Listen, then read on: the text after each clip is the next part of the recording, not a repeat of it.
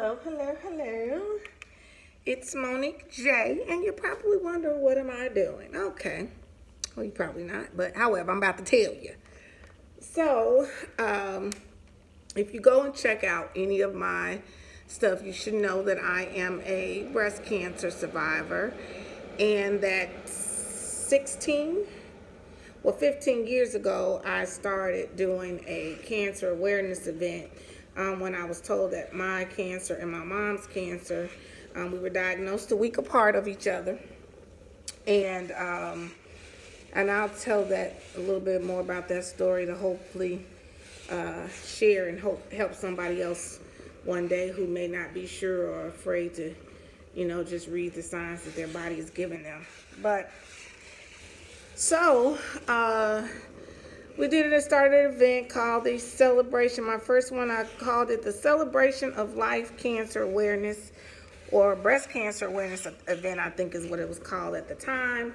And myself and some of my friends, I kind of just got together and asked. I had a bunch of friends that were comics, new on the scene comics, trying to, they were doing their thing in Chicago, but they were really trying to get to actually where they are at today. So I had, Dion Cole, Marlon Mitchell, who else? Lil Rel, Comedian Lil Rel. I had, B. Cole, who else? I think Damon Williams one time showed up, but had them. I love comedy. Oh, Leon Rogers. Oh my goodness, I can't believe I forgot Leon. I almost forgot Leon. Leon Rogers. I love comedy. I stayed in comedy shows all while I was sick. If you've ever heard the saying, laughter is medicine, it is definitely the truth. It really helped me as I was going through my chemotherapy and, just through my battle with cancer and all the things that came along with it. So anyway, when me and my mom were told our cancer in remission, I was like, I just want to do something. And I love to sing. If anybody knows, you know me, I love to sing. I love to sing karaoke. So I used to go to karaoke a lot. I have a bunch of friends who could sing. So I kind of put things together and said, hey, let's do this thing. I want to do it. I think I gave myself a month.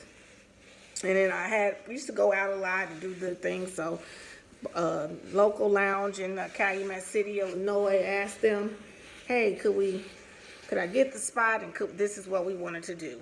And with the help of a lot of my friends at my beauty shop at the time, and, just faith and prayer and everything, we did our first event.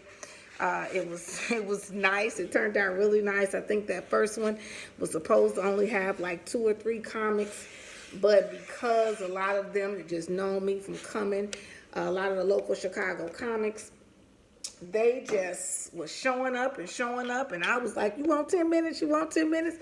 I let them get on that mic because I loved it, and it was just a wonderful, wonderful time. It was definitely a celebration of life for myself and my mom.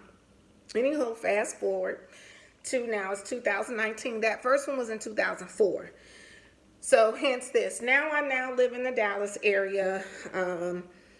My mom, unfortunately, passed in 2009, right after we moved to the Dallas area.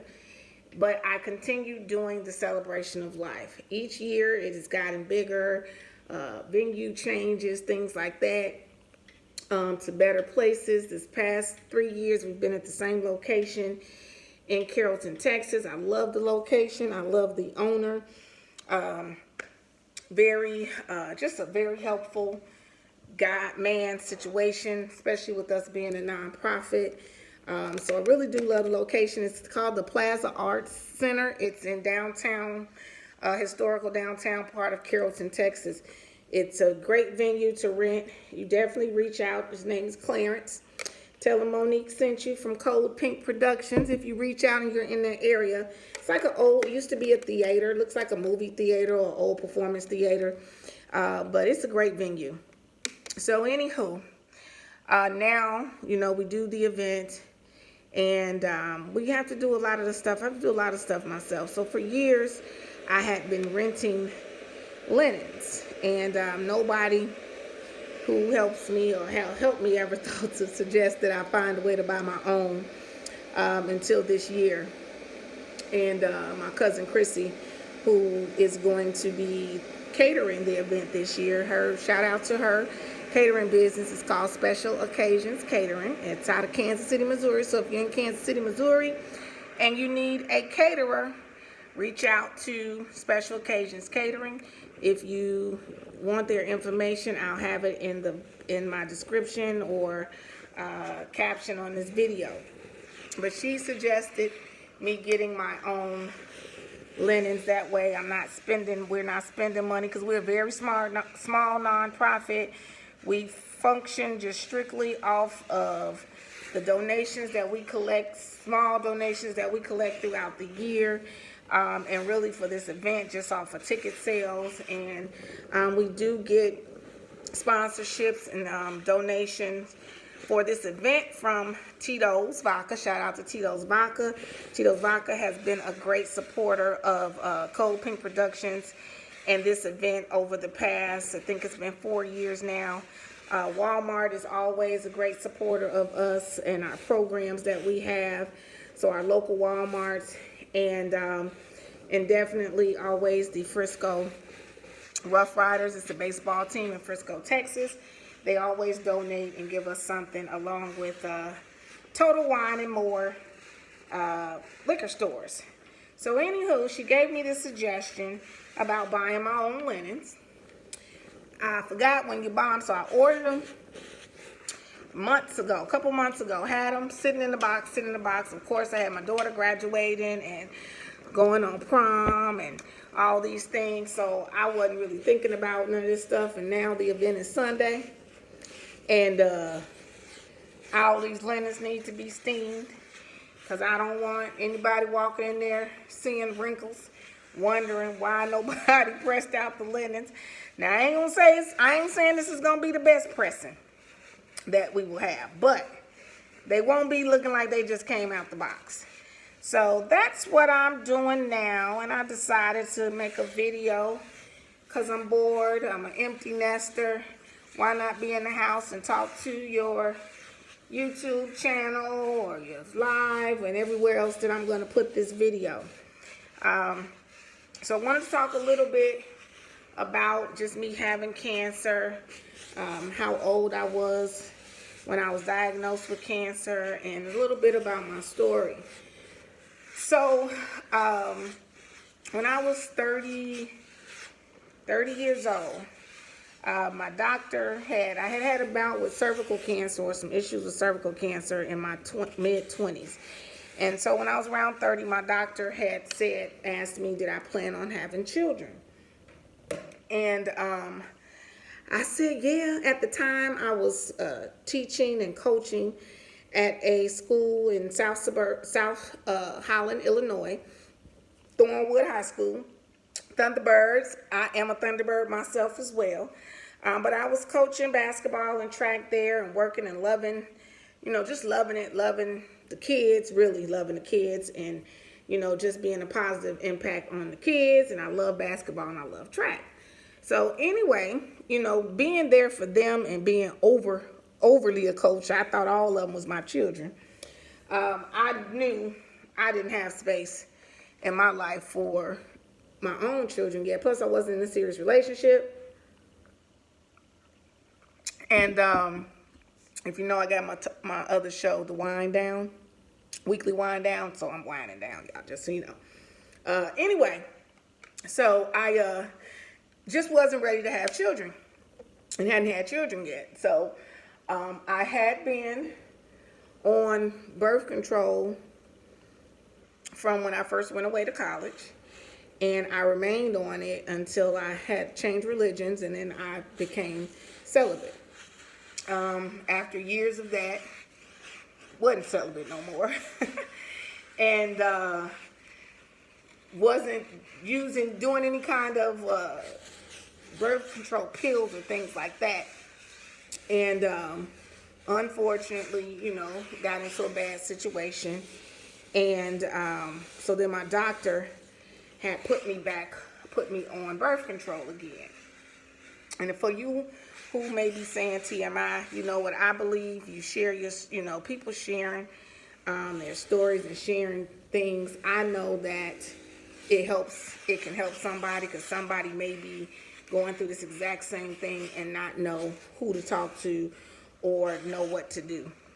So even if you don't talk to nobody, but listening to my story helps you make the next move that can hopefully help save your life, that's my goal. So anyway, my doctor put me back on birth control pills at 27 years old. And so I stayed and remained on birth control until the new doctor about 3 years later just basically asked me, did I plan on having children? And then I told her, yes, just not right now. I'm not really in a serious relationship. The guy that I was dating, we really had just started dating. And, I'm just getting in my career and working a job that I really love. And, I just said no. So she had basically told me that, you understand that you've had that bout a few years ago with cervical cancer. And if the situation arises again and you need to have a surgery again, you cannot continue to have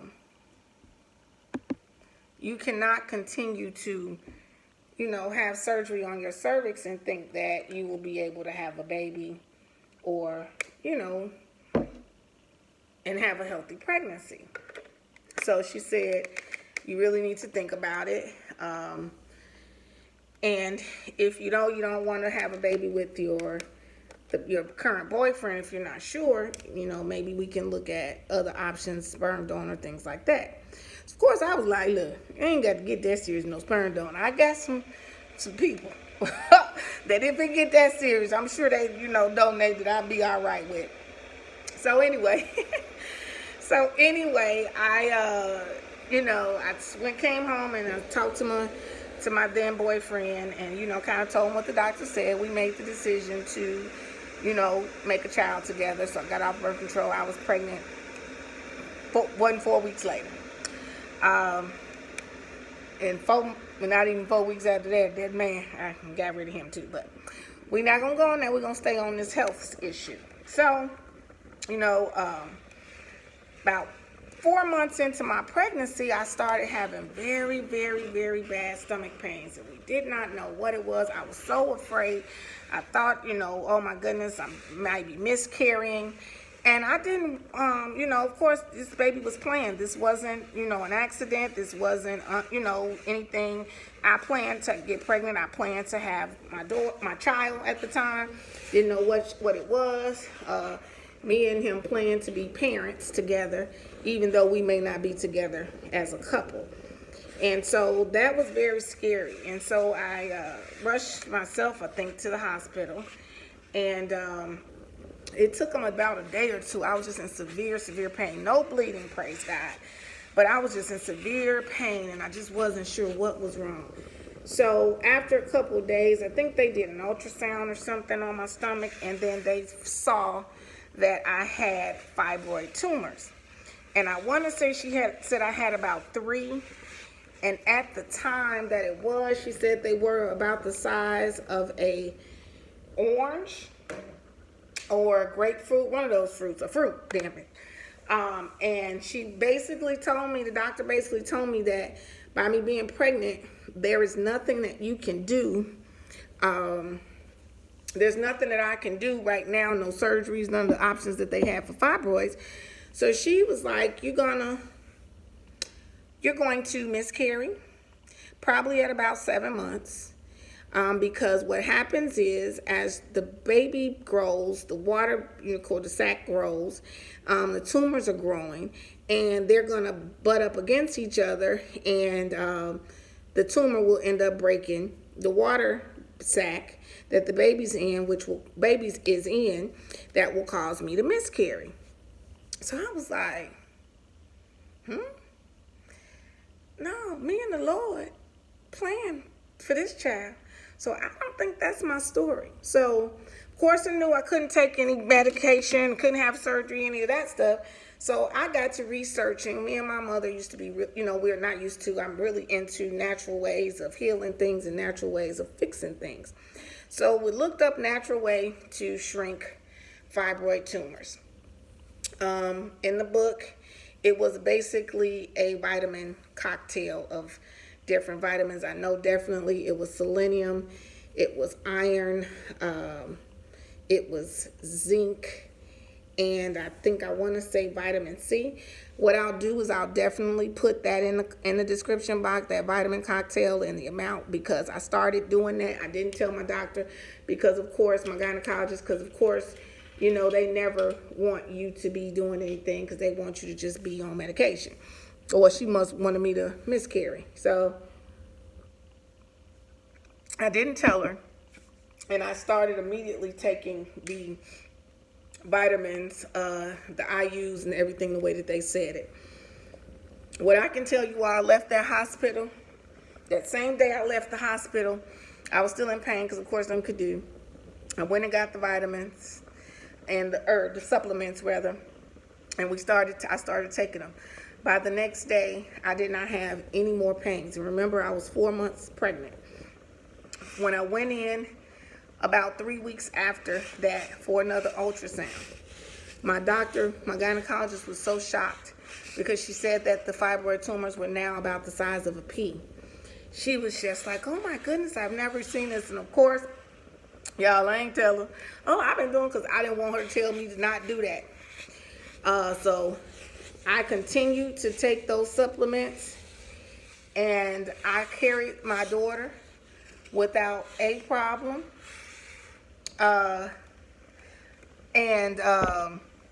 Without a problem. Only thing I was wanting to eat everybody out of house and home, because I was getting, and not bad food. I wanted all kind of good food, good stuff. I really loved Wendy's baked potatoes. Crazy. But so we made it. We got all the way. My daughter was due February 3rd of 2002. She was born on January 17th, 2002, which means about 2 weeks early. But she was 7 pounds, 13 ounces, healthy. She did have jaundice, and I was told I had jaundice when I was born.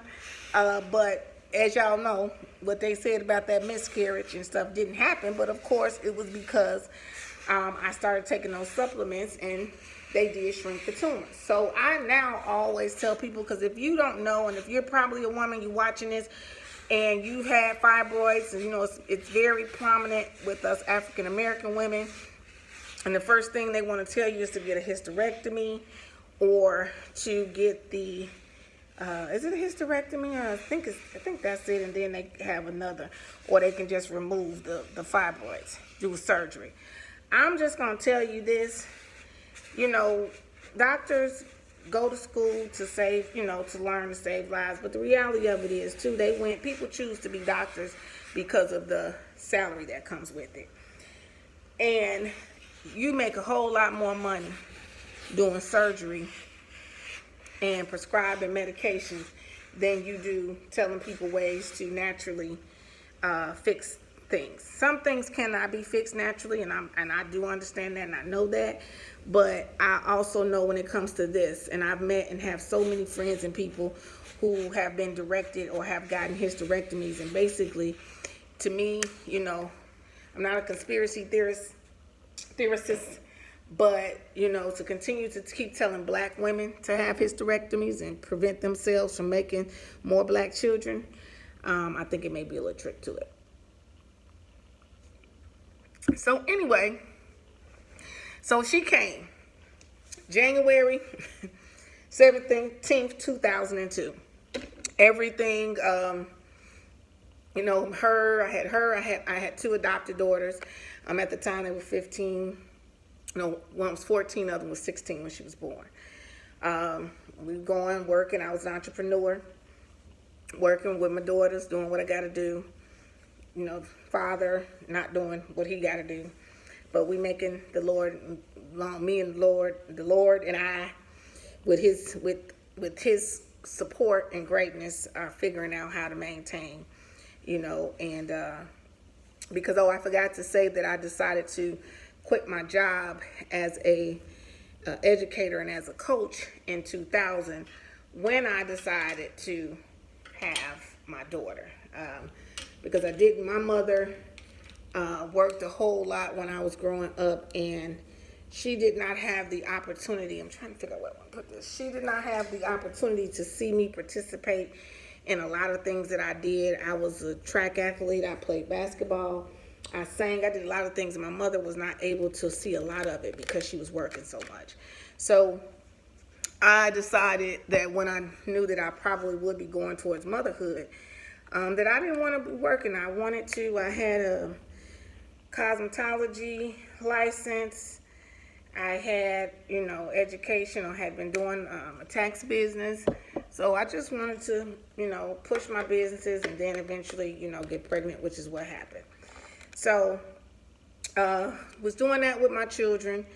When my daughter turned 1 that following January 2003, everything was still fine. About June 2003, I was watching a Fox News morning show, whatever, and Tamron Hall used to host it then, if you know Tamron Hall, who from MSNBC, and now I think she's on another channel. Well, she used to host a morning show, and it was doing, they were going to be doing an Avon breast cancer awareness walk. And so she was interviewing a lady who was going to do the walk, and the lady was just telling her story. And the lady's story was she was 32 years old, and, she felt her breast, and she felt the lump, and she contacted her doctor, and it went from there. So I'm like, well, I'm 32 years old. Well, I'm 32. I was 32 at the time. Like, well, I'm 32 years old. And, I'm going to feel, I had been breastfeeding my daughter up until she turned, I think, 1. So I'm like, let me feel. So I did a self-exam, and I felt the lump. And it was on my milk duct area. So I was just kind of like, oh, that's probably, from a milk duct. And then I am about to come on my cycle. So I kind of ignored it. That was that early June. So then after my cycle, and I got a couple weeks later, I said, well, let me feel again. So I felt again, and I could feel it. I didn't have to lay down anything. It was that big of a size. So I was like, oh, I need to call my doctor. So I called my doctor. She scheduled, at the time it was too early. They wasn't doing mammograms on you yet. I had one done when I was 27 because I had what they call lumpy breast tissue. So my gynecologist then had me do it. But I hadn't had one. So my doctor felt it, and she felt the exact same thing. So she immediately scheduled me to get a mammogram. So I think I went maybe the next day or a couple days later, and I got a mammogram. Well, if you ever go and get a mammogram, now it's a whole lot different, of course. They have the 3D mammograms and the diagnostic mammograms, which are a lot more intense. But then they didn't have all that. So you would go and get your mammogram. If they thought they saw something, they would tell you to stay. Oh, shoot, I burnt the mess on myself. They would tell you to stay, and then from there, it was ultrasound time. And so that's what happened with me. They asked me to stay. They went and did an ultrasound of the area where the tumor was, where they felt what they felt was. And it came back that they wanted to do a biopsy. It's called a needle biopsy at the time. Basically what they do is they stick a needle in, and it pulls out fluid from the tumor for what the pathologist is going to test. So we did all that. I think that was in a process of maybe a week's time. The biopsy came back, and it was that I had breast cancer. Biopsy came back. My doctor, I think my doctor at the time, my gynecologist, was leaving the clinic that we were at, and so she did not call me. I was at work in my salon doing a client's hair, and another substitute doctor or something called. and they were like, "Are you know?" They, I don't know if he asked me where I was, but I couldn't hear because I was in the salon. So I went and stepped outside, and he told me over the phone that my biopsy came back and that I have cancer. You guys, it was probably the hardest blow that I had been dealt in my 32 years at the time. But, you know, all I'm thinking at the time is that I am 32. My only biological child has just turned 1 year old. Prayed on this. We, you know, prayed on her life. And I just know God did not bless me with her to take me from her. Or, you know, at this time. So I did. I broke down and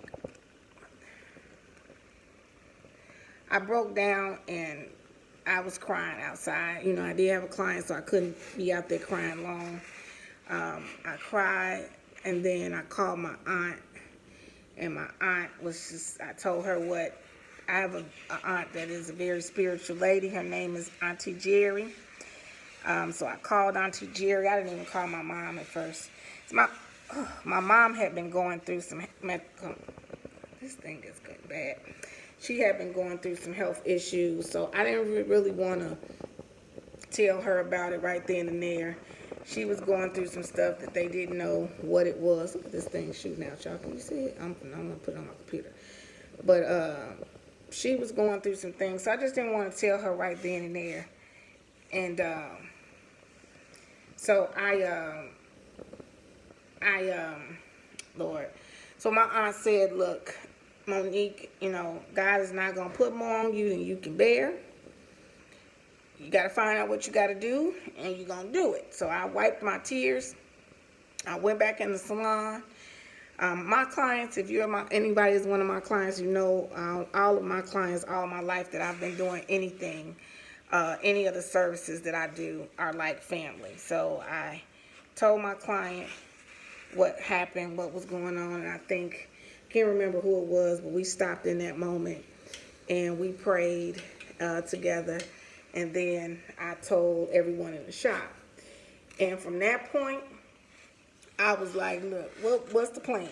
So the plan was to do a lumpectomy, which is to remove the tumor.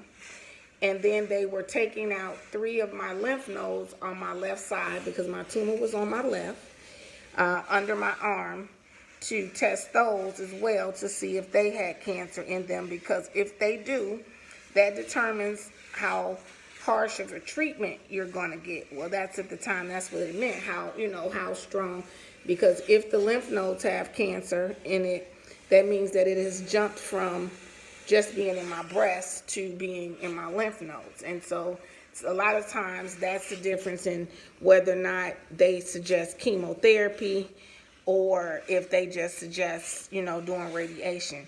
If it has metastasized, which is what it's called when it spreads to other areas, they usually suggest chemo, so that way they can put that killer stuff in the bloodstream and it can kill cancer anywhere else that it may be.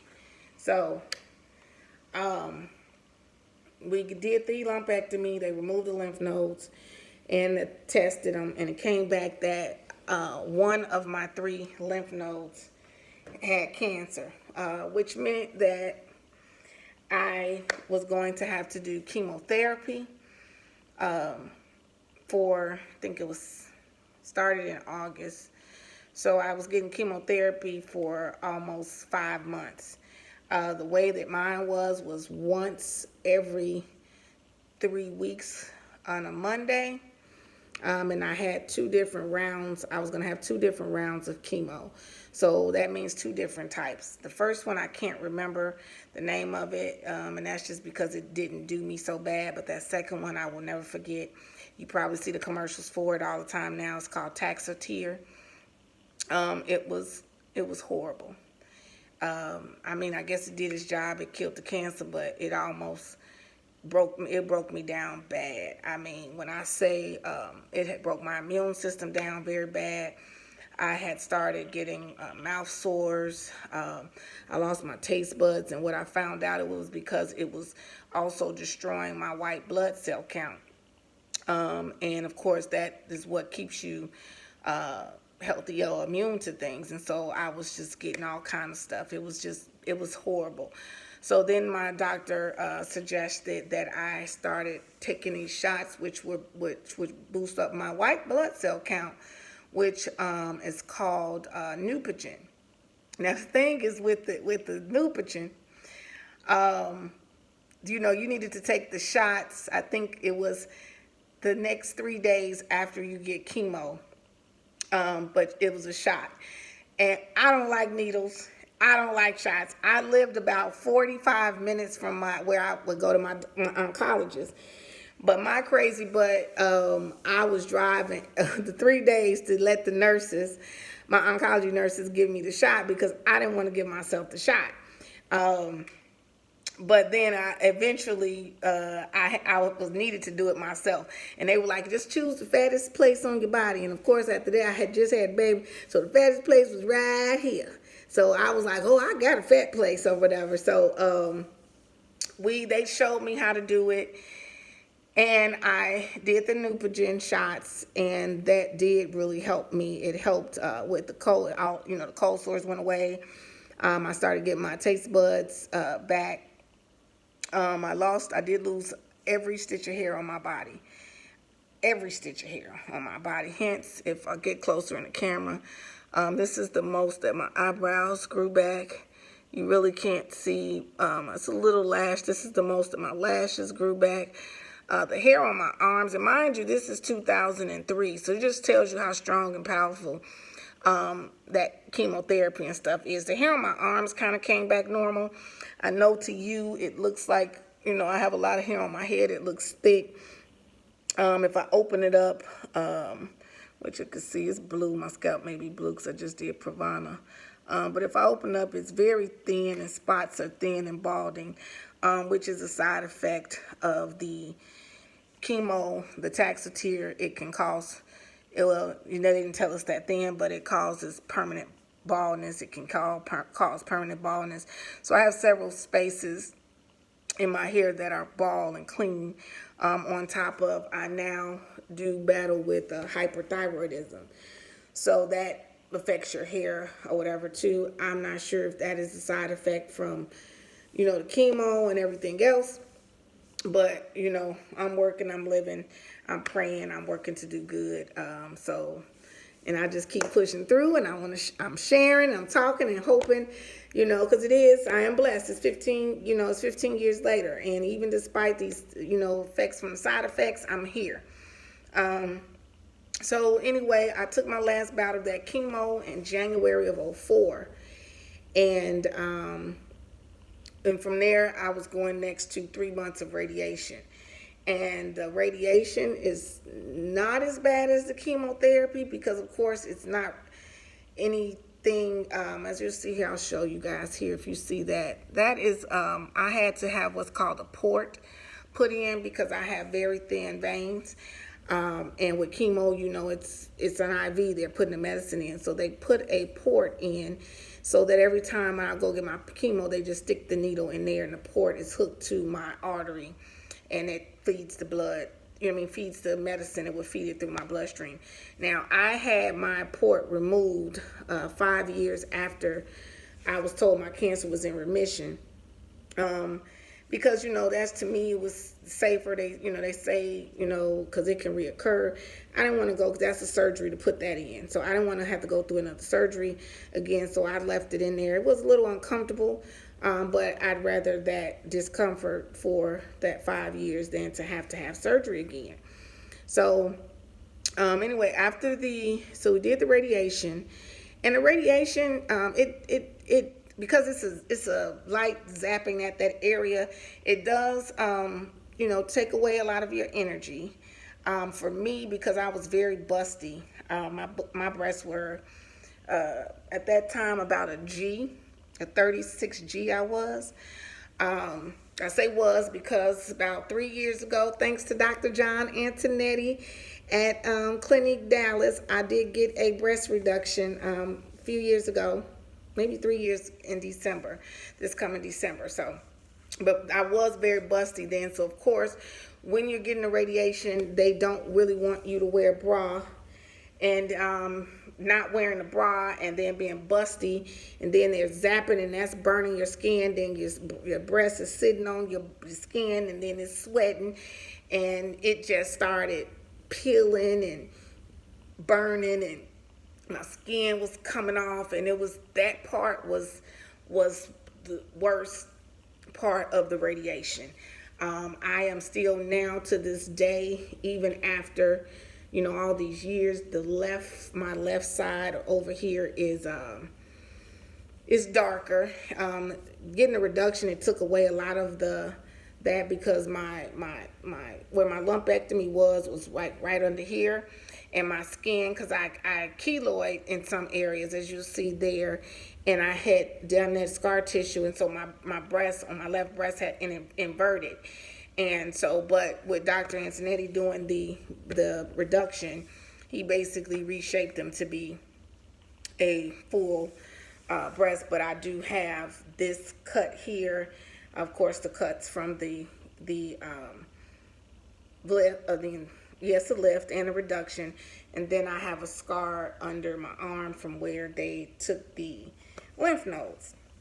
But however, after the radiation, for those months, about a week later, and let me say this, in this entire time, I forgot to say, a week after I was told that I had breast cancer, we found out that what my mother was going through was she had colon cancer. So all while I'm going through and battling breast cancer, which is why, you know, between me and my daughters and the grace of God, and then my sister, I didn't really have that much help with me, because the help that I had, I was my mother's only child. So the help that I had and friends, I asked them to be there to help my mom. So they were mostly there. So me and my mom were getting chemotherapy at the same time. She did not have to get radiation, but her chemo was a longer period. So we were both told that our cancer was in remission right about a week apart of each other. So I was just so happy, feeling so blessed, that I was just like, I gotta share this, and it may be somebody else who is going through this. Now, what I will tell y'all is, all while I'm telling y'all I was feeling bad and all that, I was, but ask anybody, which is a lot of reason why I think people didn't offer to help and be there for me like you normally think if you know somebody's battling cancer. But I'm just a believer in the power of positive thinking and power of thoughts and power of the energy that you put out. So even though I was feeling bad on the inside, and even though when I got home, I would be balled up on the couch, when I was outside, when I was encountering other people, I would learn how to do my face, do makeup, fill in all this ball, put lashes on, had a good custom wig that my hairstylist had got made for me at the time, which is so funny because now that's the thing. But I had that done, and I just was, you know, I was tackling it like mentally like a champ. Physically, you know, I was just really dressing myself up to try to stay in a positive light and hopefully help inspire anybody else when I would go get my chemo. I made sure when I went and got my chemo, I made sure that I went at 1 o'clock. That's when One Life to Live used to still come on. So I could sit and watch One Life to Live. I didn't really want to focus on everyone else who was in there, who was sick, and they weren't really approaching it like me, and they may have been just looking down. I didn't want to look down. I would dress up really nice, and I would go in there, and I would get that chemotherapy. I can say, if you deal with that, most of the time when you get your chemo, you're not feeling bad that first day because it takes time for the medicine to get in. But day 2 and day 3 and day 4, it's very bad. And I'll just tell you that's a normal thing. I know you get very nauseated. I used to do saltine crackers. Eating saltine crackers for my nausea really helped. The doctors tried to give stuff for the nausea. None of that medicine really helped. Saltine crackers and going to sleep is what helped me. And by the time you get through day 3 or 4, if you're not getting chemo every day, then it usually starts subsiding. The only bad thing is if you were like me and you have to go back in 2 weeks, you're feeling good for 2 weeks, and then you right back to get I call it the deadly cocktail, because that's how it felt. It's like you're feeling good, and then now you're going right back to feeling bad. But you know, a lot of people were like, well, I know chemo, it does this, it does that. It takes out your hair, it does this and that. And it does. It did have side effects. I was young. I had a 1-year-old. I researched and I decided I wanted to do what had the highest percentage of really killing the cancer and people surviving, which was chemotherapy. You know, a lot of people were doing other things. That's just what I chose. I'm not going to say it was a walk in the park, because it wasn't. But even till now, I think it's the strongest thing that they have that has been proven to actually kill the cancer cells once they are partying in your body. And what I mean by that, because a lot of people, I try to educate people on that as well, that everybody has cancer cells in their body at all times. Whether or not they're reproducing determines if you have cancer or if you don't. And a lot of times people say, well, what makes them reproduce? I don't think they know yet. I do know that stress is generally connected to a lot of illnesses, a lot of issues. I think having straight stress breaks down your body's natural defense to illnesses, to cell reproduction, that bad cell reproduction. And I believe that you know, unfortunately, that could be a cause of why you end up having cancer. I know for me, researching and getting diagnosed at 32 and being on birth control for as long as I was, starting at 18 when I started, you know, being sexually active, I researched, and because my tumor was high in estrogen, I do know that they say that, you know, breast cancer can be linked to taking birth control. I'm not going to say if you take birth control you get breast cancer, but I know I took birth control from the age of 18 to the age of 23 straight. Then I stopped from 23 to 27, and then I took it from 27 to the age of 30. 30. I was about to turn 31 straight again. And then also getting pregnant after the age of 30. They say that can sometimes contribute to, you know, increased reason for getting breast cancer as well. So I just wanted to, you know, share my story with you. I would like to ask if you share my video, because here's the thing: it may not be something that you feel you need to hear right now, but there is somebody else out here right now that probably needs to hear this, needs to hear just the steps that I took, what the signs meant, even what about me with the fibroids, just all those things. There's someone out here who may be afraid to talk, somebody who's feeling a lump, and they are just like, oh, it'll go away. And I will tell you this: if it's cancer, it's not going away unless you treat it, unless something is done. And even if you're someone who wants to do the natural things, you're not going to know to do that until you're told that it's cancer. So if you feel something, I don't care if it's small, if you feel anything, just go to the doctor. Go and get a mammogram.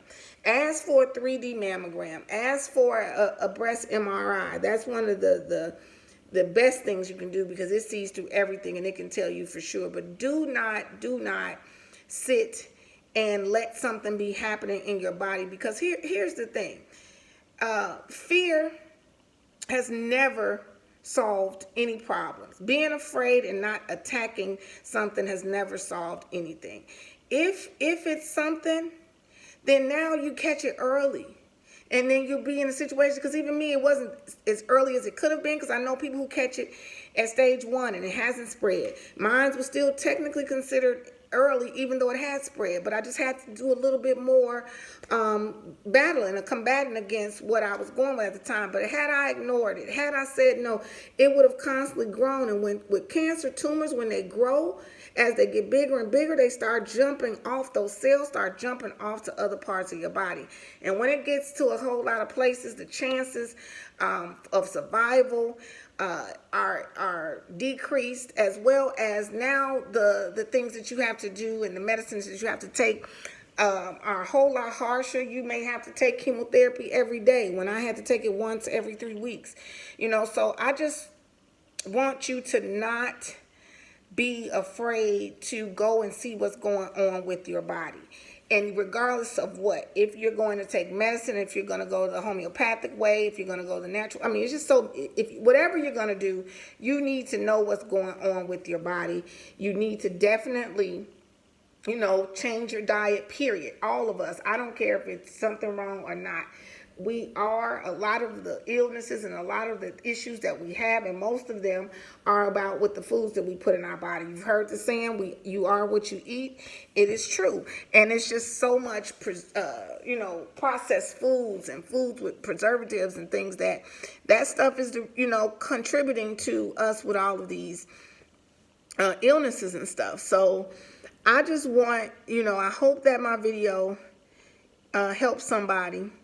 I hope that, and that's the reason why I didn't get all made up and I didn't do all that. First of all, my channel, when you watch me, I'm just never going to be that person who comes on perfect looking all the time.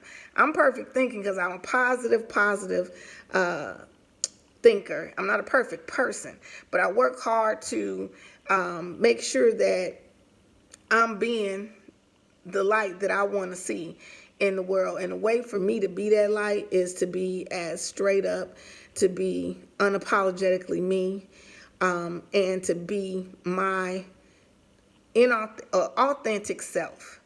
And that means that I'm not, and you'll see me, you probably see my profile, my picture from my channel cover, and it's like, oh my goodness, but of course, yeah, I got my face made up. I can fill in my eyebrows. I can do, all those things. And I believe, I love myself, and I believe I'm beautiful, made up or not. So, and I charge you to make sure you see that in yourself as well, no matter what somebody else says.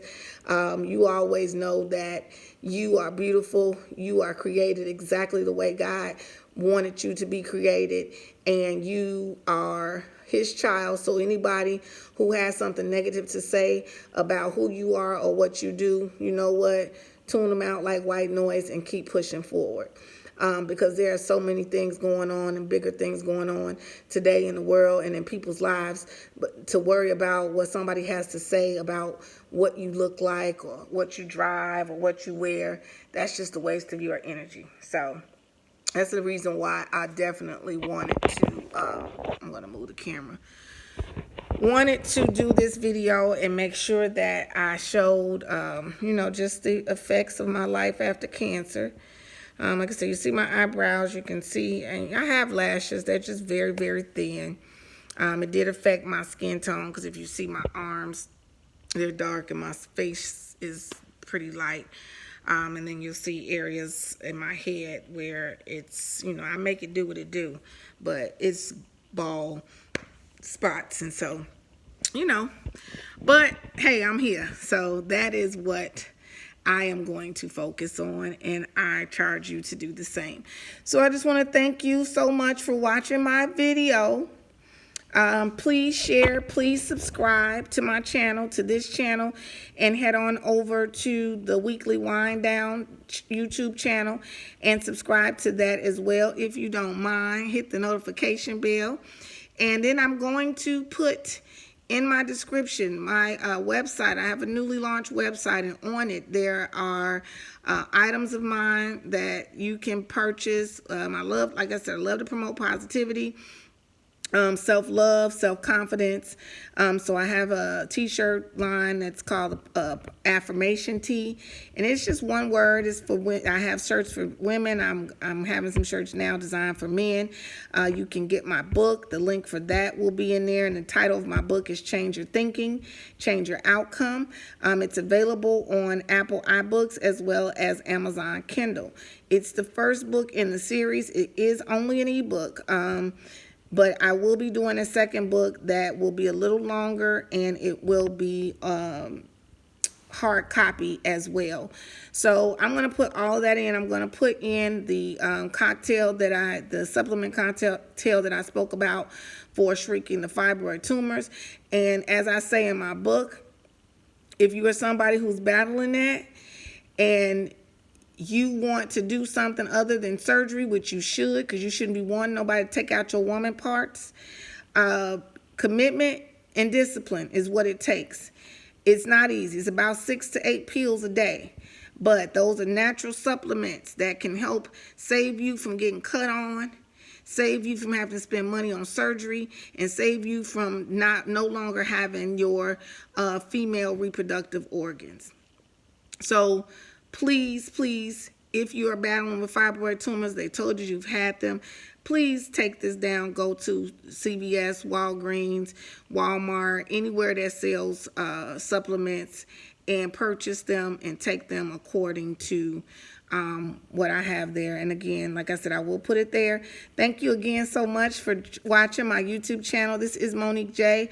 I want to say and end as I try to always do, and ask you just to remain in peace and not in pieces.